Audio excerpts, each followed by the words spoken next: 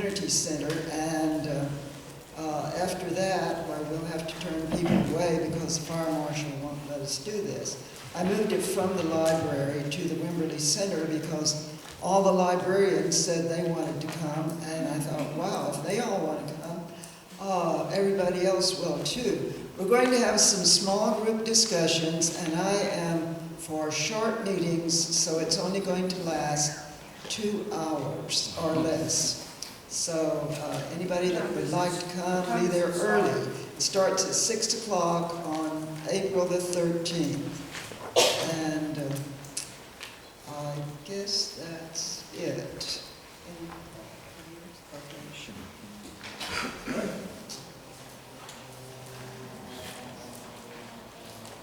All right, we're going to open up the pre-hearing conference. Item A, board to hear contested case submittals concerning board approved permit for Wimberley Springs Partners Ltd.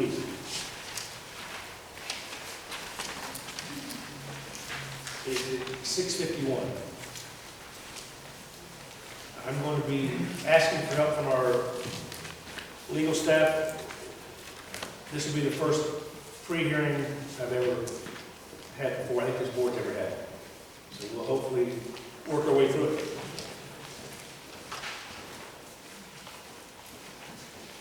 Great. I'm sorry, I was reading. I didn't hear what you said. It's your turn. We're working on the pre-hearing. Oh, we're on the Wimberley permit. Okay, I was just reading up about that. The applicant, Wimberley Springs, has filed a motion that I believe is, because of its jurisdictional nature, requires board action prior to consideration of whether or not any of the parties that filed their protest have standing to file protests. So rather than go to the parties, I think we need to have a presentation first on the motion to strike all the applicants or all the protestants as having not been timely filed. I also want to let you know that 6 of the protestants are now represented by counsel. Eric Allman is here with the law firm of Lowry and Frederick, and he should be given an opportunity to respond. He has filed a motion for continuance. Do we have that motion? Yes, I have. His motion for continuance is based on the fact that he received Russ Johnson's motion at noon today, and he would like some additional time in order to be able to address, research, and respond to the Russ Johnson's motion, or Wimberley Springs motion. I think this could easily be done in just a couple of weeks if you have a continuance. My only question, he shows here Roberta Shoemaker Beal. I know she turned hers in, they said after the 10 days. So are we going now, just have whoever turned one in, it's okay to have representation? Well, anybody can hire an attorney, yes. I mean, if he wants to make a legal argument at some point that she turned hers in timely under some theory, then he has the right to make that argument. The argument, obviously, from Wimberley Springs is the 10 days only applies to the applicant, not to the protestants. So that's the first issue we're going to have to get through before we can get to any of the rest. The motion for continuance that's been requested is for a 20-day continuance for them to file their response within 20 days, and then for Wimberley Springs to have an opportunity to file their reply 10 days after that. That would put us right at a 30-day mark. My recommendation, if you grant the continuance, would be shorten that up. I think if you give the protestants 14 days to put together their response, and then give Mr. Johnson 7 days after that to file his reply, that should have all of the documents to you at least 7 days before your next regularly scheduled meeting at the end of April, and that should be plenty of time for everybody. There's no reason, I don't think there'd be a reason for us to have a continuance beyond that. Greg, and since the Watershed Association is one of the 11 that have filed for a contested case, I am going to recuse myself from this discussion and from the vote on this issue, since we are asking for the contested case. So I think while the board discusses this, I will kind of step down in the audience, let you all just hear these arguments, and then when the hearing's ended, I'll return up here.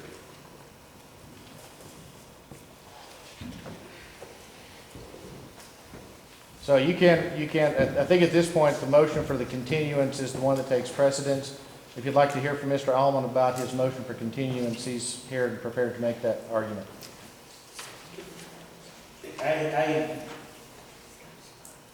Do you have a list of who the people are that were protesting right here? Yeah, you have a packet with a paper clip. All right. How about HK Acorn? Kent Jen Acorn? Are you under representation? I can make a presentation if you like. Are you under representation? Are you represented by counsel? Yes. Okay, and that is, who's your counsel? Alman. There were some that have been added that aren't listed on the motion. You need to go back in a room and write that down for me so we know who you're representing. Okay.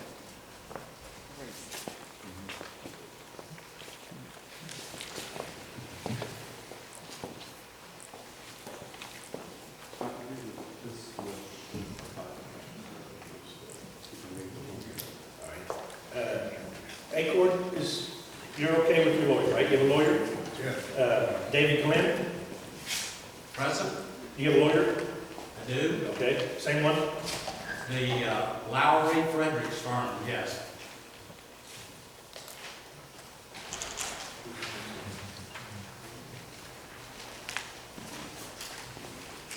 Roberta Shoemaker Beal, I saw them, they're on there, all right. Judy and Jim Thompson, They're not here, but I have a letter from them giving the authority. if you could please bring that to me. Authority for what? They are represented by attorneys. And who's their attorney?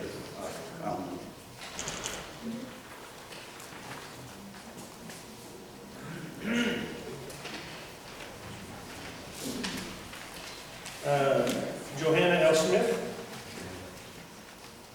And, She's represented by Eric Allen also. all right. Frank and Pam Sullivan. Right here. Yes, we're represented also by Eric. Gerald and Allison Waldron. We are also represented. Sanders Properties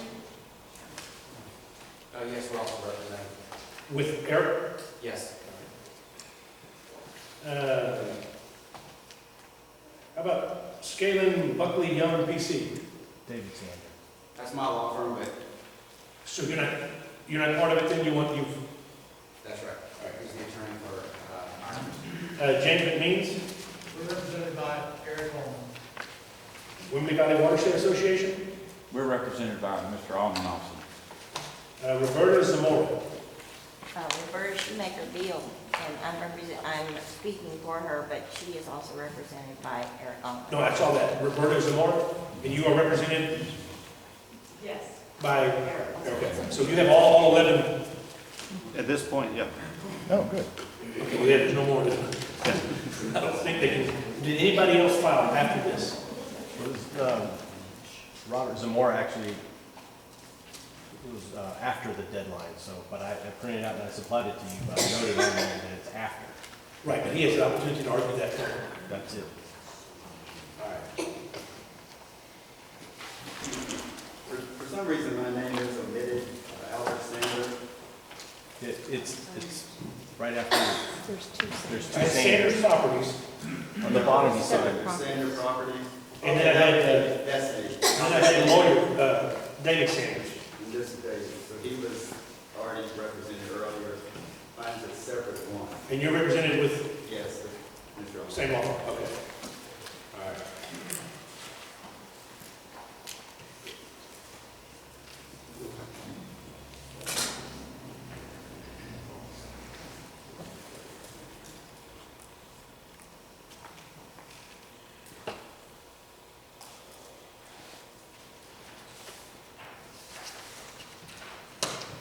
Great. Yes, sir. So we should hear from, The motion that takes precedence right now is the motion for continuance. I think you should hear from Mr. Allman on his motion for continuance. all right,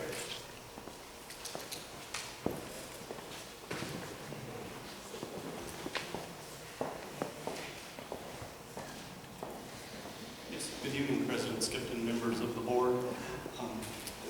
reason for our motion to continuance is fairly straightforward. We did not receive the motion to strike, basically rule that all of the requesters were late until this morning.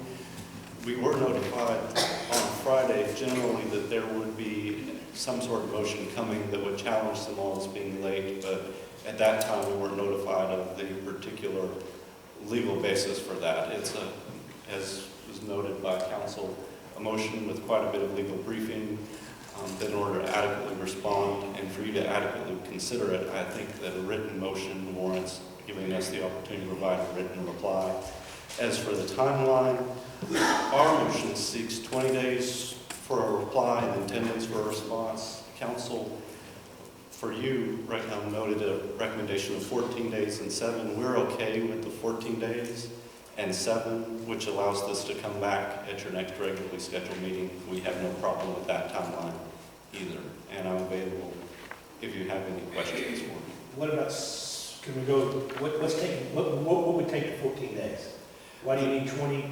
You asked for 20, why do you need 14? Why can't you do it in 4 days? Well, because, applicants worked on this for quite a while because it raises a number of different issues. Every district's rules are different. And so you need to sit down and look at what particular district's rules say. There's issues here of jurisdiction, there's issues here of interpretation of the rules, there's issues here of what happened when the board amended its rules in 2007. What was the intent of those changes? These are not simple questions to address, and I think that the board warrants having the best information before it to make these decisions, because you are, after all, making a decision to simply pour out all 11 requesters and essentially somewhat upend the process as everybody understood it to apply in this case. And if you're going to make that type of a decision, I think that it warrants giving us the opportunity to provide you a full brief in response, and of course allowing him to provide a reply, considering that it is his motion, well, Wimberley Springs' motion, and it's their burden to carry the proof on the motion.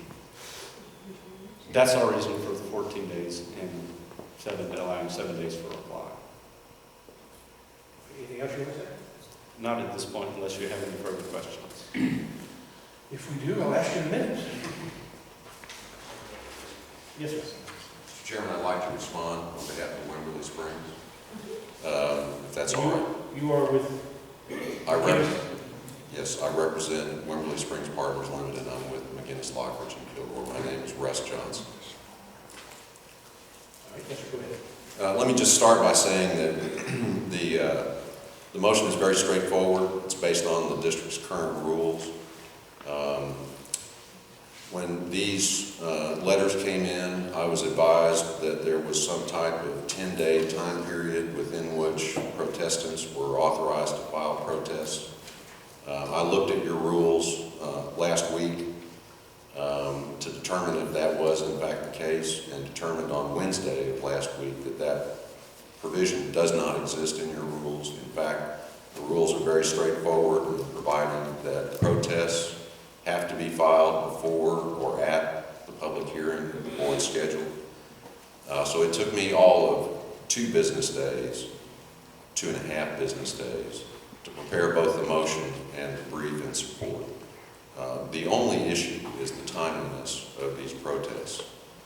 There's no reason why it should take 14 days or 7 days for us to respond. I think a suggestion of several days to respond, giving us an opportunity to respond to that response, and you can make that as short as you want, 24 hours.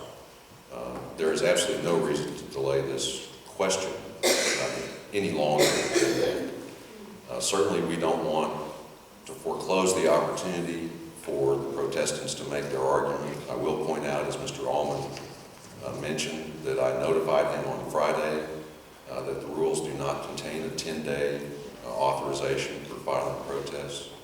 I would have assumed that there would have been some research, and I'd simply ask the question of the protestants and their attorney, show me the provision in the rule that authorizes the filing of these protests after the decision of the board. Thank you. Do you have an answer to that? Well, I would simply ask him to show me the provision that says that these types of requests cannot be filed. I don't want to get into arguing the points of the main motion. Right now, we're discussing whether to grant the motion continuance, and I'm afraid that we'll go off on a rabbit trail if we sit here and start to really try and argue the main motion. But needless to say, we do not view the rules as to be nearly as clear as the applicant views them in his favor. We think the rules are clear in our favor. And that's simply the situation. I don't want to get off here spending too much time arguing the merits. When the whole point is we've only had the motion for 6 hours. Y'all talk to each other on Friday? Just very briefly, and essentially, you let me know we're going to challenge them as all being untimely. And I said, okay, we'll read the motion when we get it. Look at anything, anything else to give us that you found something somewhere? Are you asking me to address the main question, or just, yeah, we did do some research on Friday and some research today. We preliminarily developed some opinions on it, but certainly enough to realize the issue is complex. And I would be, first off, I'm not really inclined to give everybody here, let's just figure it out what's going on. But I also feel as though I'm not trying to shortchange the people who are here, because as soon as they don't get their day, they think there's something here. I read everything that they sent us today. I read it. Looks pretty straightforward to me. Well, and there's a certain principle here when you have a written motion for one party that they've been allowed time to sit down and formulate and write and present in that fashion. It's only fair to allow the other party to develop a similarly presented, similarly researched written reply to could you have it done by Friday? If that is what, we will abide by whatever schedule the board establishes. We're asking for 20 days. If you give us a Friday deadline, we will work to meet a Friday deadline. But, like I said, we think that more time than that is necessary to really formulate a full reply, but our main issue is we want to continue. We're not addressing any of it, we're just going to address whether they have a right to file after we've already... Yes, on that limited... Right, yeah. on that. I'm not asking you to... If you give us a deadline on Friday, we'll live with Friday, and then whatever, it's up to him, it's up to the applicant what reply time they think they need. And then give them a couple of days to look at what you give them. Yeah, that's up to them. I mean, they can answer it to you what time. Right. I'm just trying to make it, we're going to do it less. Are you going to be in town this week? Yeah, I will be in town this week. I'll be able to work on it and supply it with this Friday. That's the deadline that we used out. Any questions? Yeah, well, these guys both on certain side of the issue. What is, Mr. Ellis, you represent us. Yes, sir. Is the McGinnis, Lockridge, Kilgore, Russell Johnson, is this, what do you think? Did they not meet the filing deadline by filing after the board made a decision? Well, I received that about the same time that they did and spent most of that time driving up here. So I haven't had time to fully go through it. In fact, I was reading the rules when Jimmy pulled up the public hearing. That's why I didn't hear him call it the public hearing. I would like a little bit of time to go back and take a look at the amendments that were adopted and some of the background material on that, trying to figure out exactly why they were adopted that way. Certainly my recollection was that everybody had 10 days. But the rule right now states that the applicant has 10 days. So I can give you a legal... 10 days before or 10 days after? 10 days after the vote is taken. And I do remember at the time telling the board that if I were a protestant, I would not want to have to file my protest after you'd already taken a vote. I'd rather file my protest before you had taken a vote. My recommendation is if it's going to be contested, don't vote until after you've had the contested case hearing. But okay, my other question is, if we can agree on giving them some time. Yes, sir. What does it do to us on having another meeting? I don't want to get caught in we have another meeting 10 days from now, and somehow someone says we didn't notice correctly. we needed a hearing needs so many days, can we continue this hearing? I'd read in there where I can continue a hearing. You can, on. I believe you can continue this hearing to whatever day you need to continue. If you wanted to continue this to tomorrow, you could do that. Will that be an issue with you if I want to continue this hearing? So we don't have to read, I don't want to get caught that we didn't give 21 days notice for another hearing. You're representing all your people. I can speak for my clients. Which are saying that everybody. Now, I'll ask them in just a second if they have a problem with it, then that would be a problem. Well, we're standing here, I mean, I don't see there would be a notice issue with regard to my particular clients. Yeah. And that, I agree. okay. So We have no issue with that. we don't, in our council, we're not sure that they had to file before we ruled or after we ruled. You're still not 100% sure, Mr. Ellis, is that true or no? I would really like to get information from all the parties on what their positions are. I can tell you that reading through the rules as they're currently drafted, what it currently says is the applicant may file after 10 days. It says nothing about when protestants have to file other than they may file prior to or at the public hearing. But it doesn't, there's nothing in the rule that says they have to file by this deadline. And that's a problem in the rules we probably ought to fix at some point. Now, if I were to do some research on this, and quite honestly, I'd rather let them do the research so you don't have to pay for it. But if I were to do some research on this, I'd want to take a look at filing deadlines and what other rules have said in other instances, whether it be groundwater districts or state administrative agencies, to see what courts have said about filing deadlines. I absolutely agree with the portion of Mr. Johnson's brief that missing a filing deadline is missing the deadline. You can't make a deadline by missing it.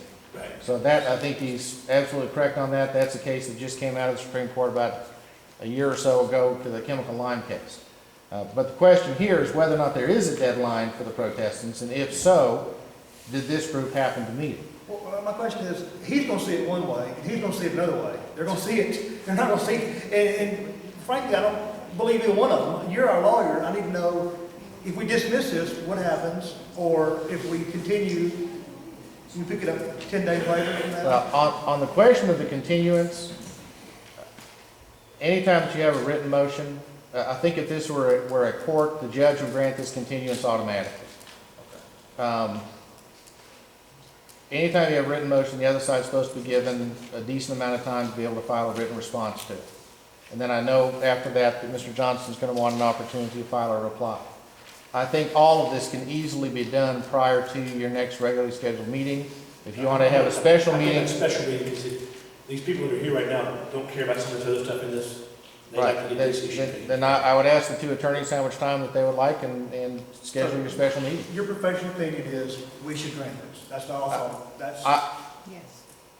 I don't want to get into what's going to happen. I will defend whatever decision you make, and I'll do so to the best of my ability. I think that granting the continuance is going to be very, very difficult to get you in trouble by granting the continuance. And if we don't grant it, then he's going to sue us, and we're going to be in court anyway. If you don't grant, and assuming that it comes out favorable to him, he's not going to care that he didn't get a chance to file a written response. If it comes out unfavorable to him, then one of the arguments he will raise is he didn't have an adequate amount of time to prepare and respond to the written motion that was filed. Yeah, I'm okay with it. I mean, the continuance to me, I would like you to be prepared, but I also understand you get it time so I can comprehend that. Excuse me? You okay? That's why I just like to, I think that's, you should have that right.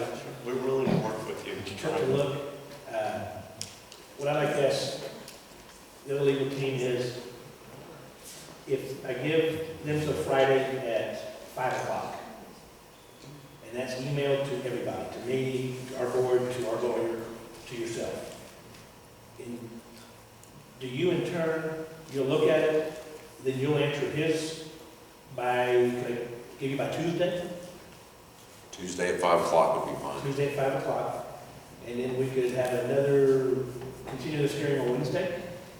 Or do you have to look at it and respond to what he says? Next Tuesday. We'd be ready the next day. I can be ready Thursday.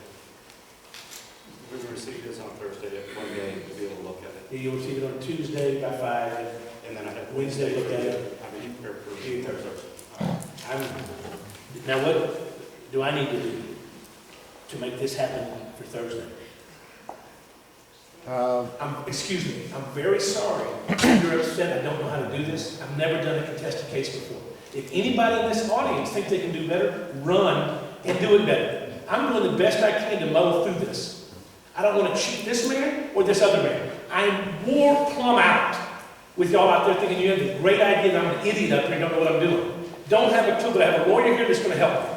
I'm very sorry that upsets everybody out there. If you let me just work on a little bit, I'll get us there. We can all come back next Thursday, we can all see how it turns out. You have a motion for a continuance. Did I just hear, Russ, that you will agree to that continuance based on those deadlines? If those are the deadlines, we're not going to object to the continuance. Okay, then you have an agreed to continuance for the protestants to file their response by 5 o'clock Friday, April 1st, for the reply brief then to be due by 5 o'clock Tuesday, the 5th, and then you're wanting to call for a board meeting on Thursday, the 7th. Thursday, the 7th, yes. Okay, because you have an agreed to order, unless one of the board members objects to that, you can grant that, grant the continuance, and then, because as president, you're allowed to call this, as presiding officer, you're allowed to reschedule the hearing for whenever you need to do it, so you simply would announce that's the date of the hearing. Does it have to be at this location? No, sir. Okay. No, sir. So if Wembley's available, we could have it in Wembley. So right now, we're dealing with these represented parties. So notice to these attorneys is going to be adequate. It does have to be, because it's the board that's doing it, it does have to be an open meeting. If a hearing examiner were conducting this, it wouldn't have to be an open meeting. They could do, the hearing examiner could have that meeting whenever and wherever the parties agreed to. You don't have that luxury. You have to post at least 3 days in advance. Correct. So Rick's going to have to take care of that posting. Rick's had a question. The 7th, the district staff is in the field. So you want to do it the Friday, the 8th? I want to do it on Thursday. If you need to, what are you doing in the field? Doing the transducers. Oh, with Martin Springs. With Martin Springs? Now, if you don't mind me coming from the field. No. How long do you think you'll be in the field? All day? It won't be an all day because we only have 7, but we have to readjust the troll computers. What time on Thursday? I can find it. It's 5 o'clock better for everybody? Can you make it? Yeah, I'll be there. Wait a minute, we got to drag him out of Houston again, right? No, he'll be up here anyway. It's the state. He'll come for free. He wants to see us. Did they pay for it? Can we get them to pay for it? One of those two? I don't want to go down that street. I don't think we can do that. Now, are you available? Yes, sir. Well, then I want to do the continuance Thursday the 5th? 7th. The 7th. Thursday the 7th at 5 p.m. And we will let you know the location. It will be in Dripping or Wembley. Do we need a motion for that or not? I can just carry that on, can I, or do I need a If motion? you're the presiding officer, you can continue the hearing. All right, we're going to continue the hearing Thursday the 7th. And you know, do I need to send them any information on what we just talked about? They have till 10 to 5 o'clock on Friday? Eric, did you include a proposed motion, a proposed order? I did not include a proposed order. Okay, I'll draft up an order and we'll get you the completed order.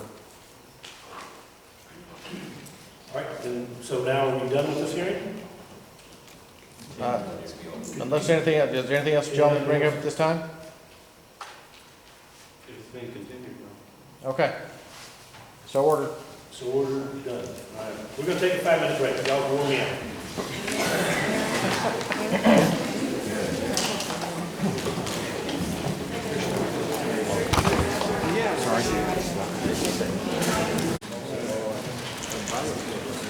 Great.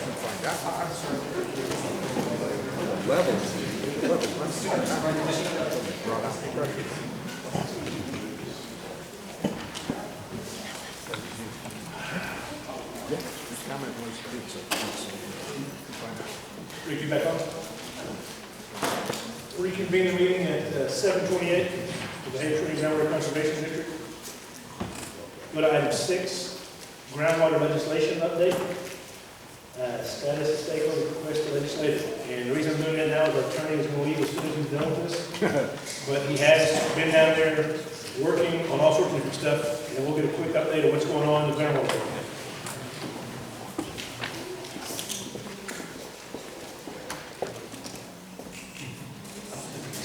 Okay, I'll come over to the microphone. Is the microphone on? All right. This has really turned out to be a very heavy groundwater session for the legislature. A number of bills have been filed both in the House and the Senate. Of course, the biggest issue is Senate Bill 332, which is a debate over the groundwater ownership. What I have learned watching the hearings is basically everybody agrees that groundwater is owned by the surface estate owner.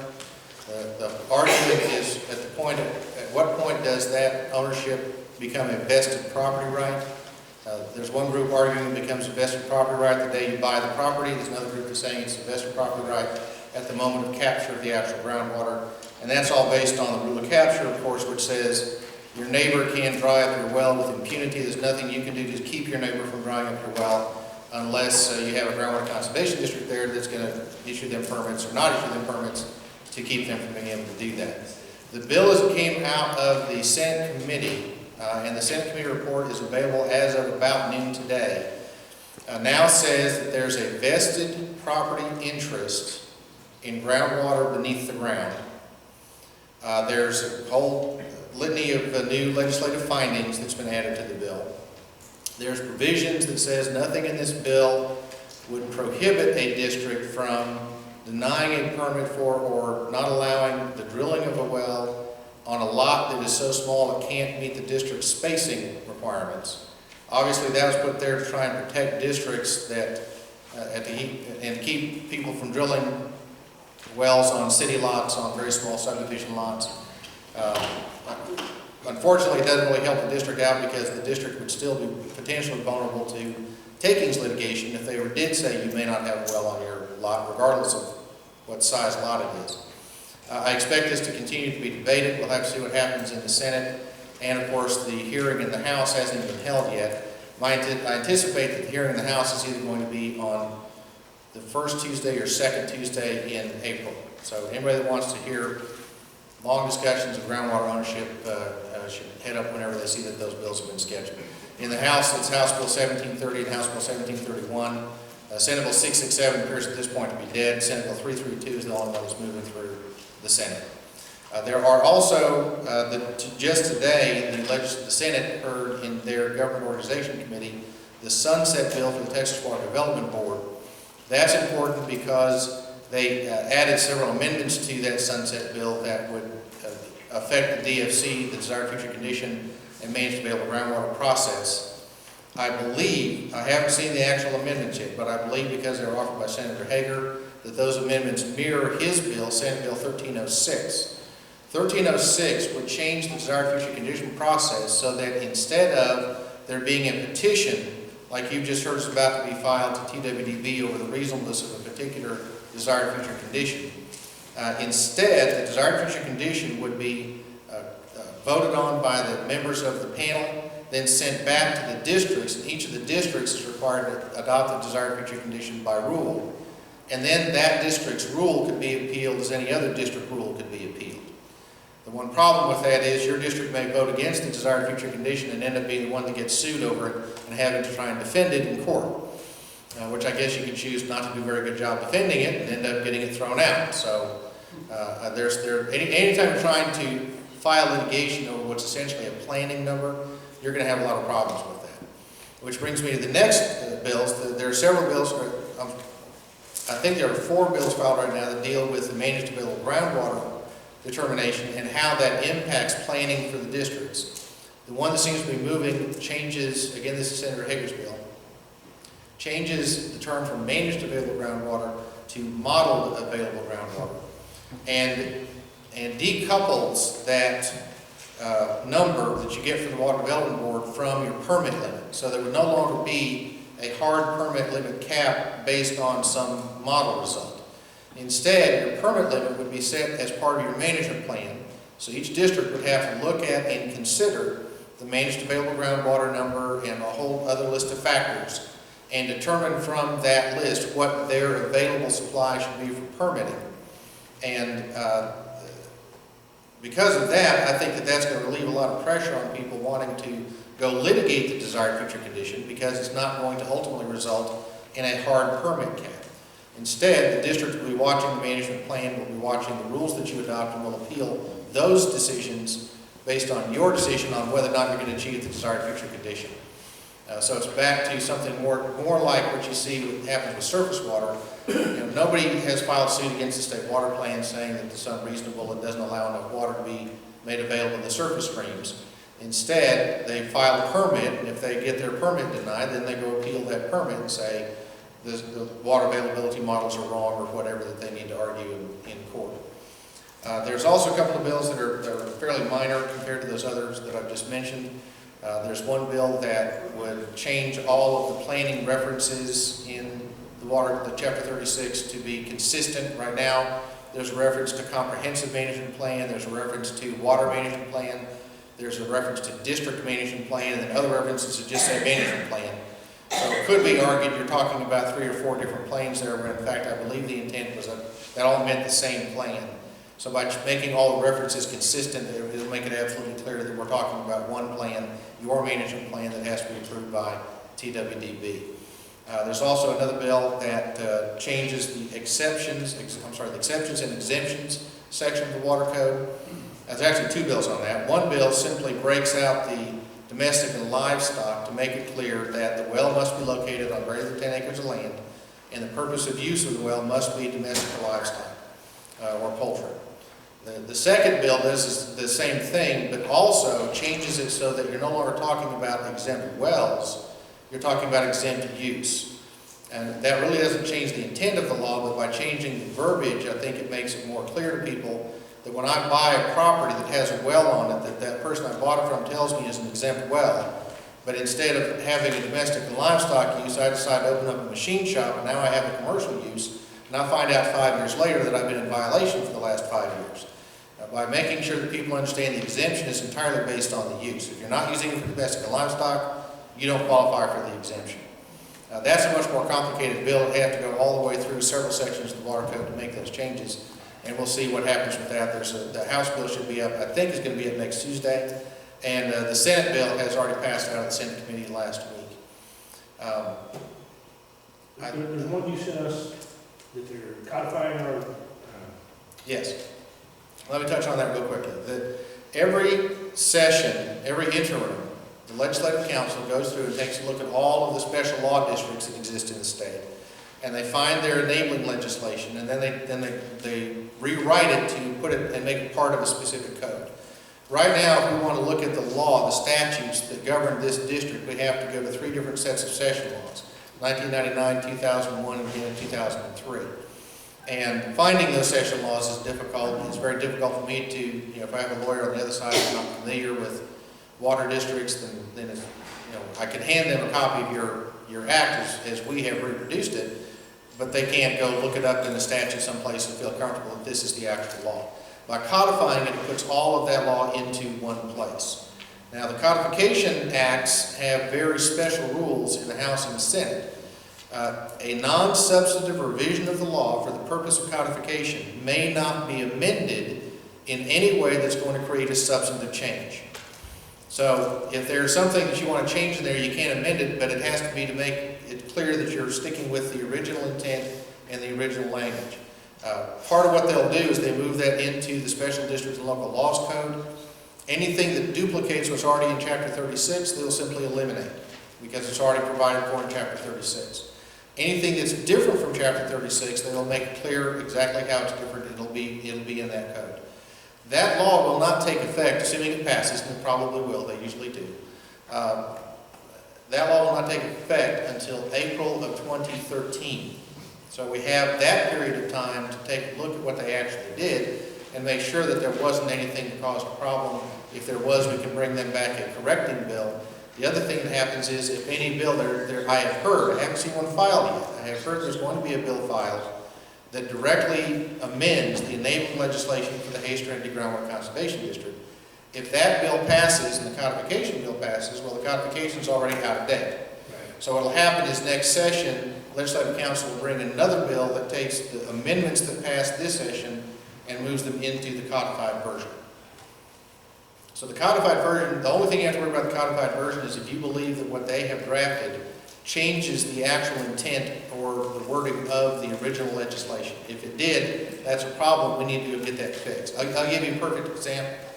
The election schedule that we had for one of my clients last session, when Legislative Council drafted it up, they had it off by exactly 1 year. They believed that the confirmation election was held at a time when in fact it was put off 6 months later than that. So because of that, the elections ended up occurring in odd-numbered years instead of even-numbered years. So we told them, you know, here's what's actually happened. We gave them the evidence of our election schedule, and they made a change to the codification bill to fix it so the codification matched what actually happened with that particular district. So if we find anything like that in the codification bill, we have an opportunity to go get it fixed. Other than that, this other bill that's being filed, obviously you need to keep an eye on that and see whether or not it's doing something that you don't support. You need to talk to your state representative, state senator, try to get amendments to those bills to have them pass the way that you think they ought to pass, or if you choose to oppose them, then certainly let them know that you're opposed. There's nothing on us yet. I have not seen anything filed on the Hayes Trinity. I've seen a draft bill that was sent to me by Andy Sampson, but I have not seen anything that's been filed. Is it? Oh, what's where he empowers a board of the groundwater district to just declare any area of the administrative management zone, no particular library. I'm gonna have to look at that one. I don't remember. It's saying Senate Bill 274 by USD has to do with declaring management zones. I'll take a look at that. It's limited. Okay. You'll be back. I'm sure 274. I'm sure I saw it, but it was a long time ago, so I may have just forgotten about that. Obviously it hasn't moved yet, but that doesn't mean it won't. All right. Any other questions for him? Is there anything that pertains to combining groundwater, surface water, and wastewater under water? I mean, is that too far a concept? There certainly isn't any legislation that's been filed this session. I think that might more appropriately be part of an interim study that they can talk about for 2 years and then fight over for 3 or 4 or 5 sessions before they actually adopt it. We have a very strong history here of state control of the state-owned waters, which are the surface waters, and local control of the groundwaters, which are privately owned. And I think it would take tsunami to make a change in Austin over those concepts. Any questions? Greg, I understand there was a bill filed for a municipal utility district in Caldwell County that would give taxing authority to that district and limited eminent domain, but you have heard nothing about anything to give the Hayes Trinity the things that came out of the stakeholder group. The only draft bill that I have seen does not include property tax authority. Thank you much. Okay. Have a nice trip. Thank you.